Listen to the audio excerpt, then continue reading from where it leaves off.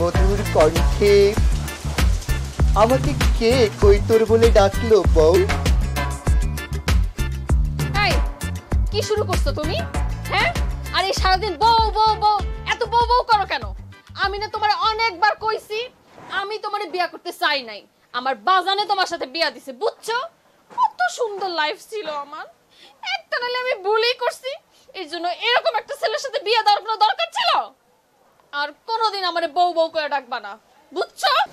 এত কথা যখন তুমি আমাকে বলে ফেলেছো, আমি অপমান বোধ করেছি, যদিও আমি অপমানিত হইনি একটু মাত্র। নাকি বলো শালি? আমার না অনেক ক্ষুধা লেগেছে। তুমি তো বউ হিসেবে অন্তত পক্ষে আমাকে এই দুপুরের ভাতটা দিতে পারো, নাকি বলো?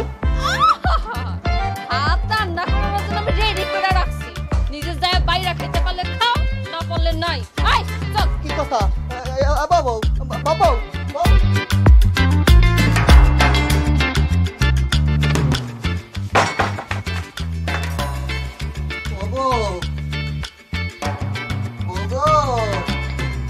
দরজাটা খোলো বউ। শালি,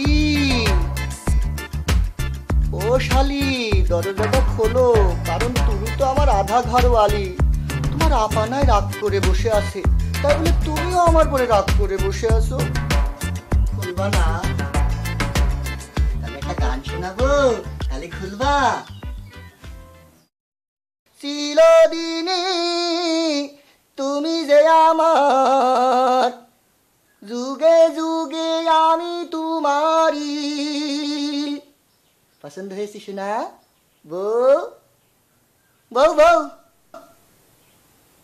কাম হবে না, যতই রেডিও চালাই না কেন কাম হবে না। শালিও যারাম বউ সেরাম, একমাত্র আমার শ্বশুরই হচ্ছে আমার সম্বল। যাই হোক, মনের দুঃখ মনেই থাক, শ্বশুর কাছে যে কথা বলি নাকি। থাকো, ভালো থাকো, কিন্তু আমি কথা দিয়ে যাচ্ছি, তোমাকে একদিন ফিরতেই হবে। কথা দিয়ে গেলাম, আমি হতে পারি একজন স্মার্ট রিক্সাওয়ালা, কিন্তু এই রিক্সাওয়ালার কাছেই তোমাকে ফিরতে হবে। বাউ। আব্বু আব্বু।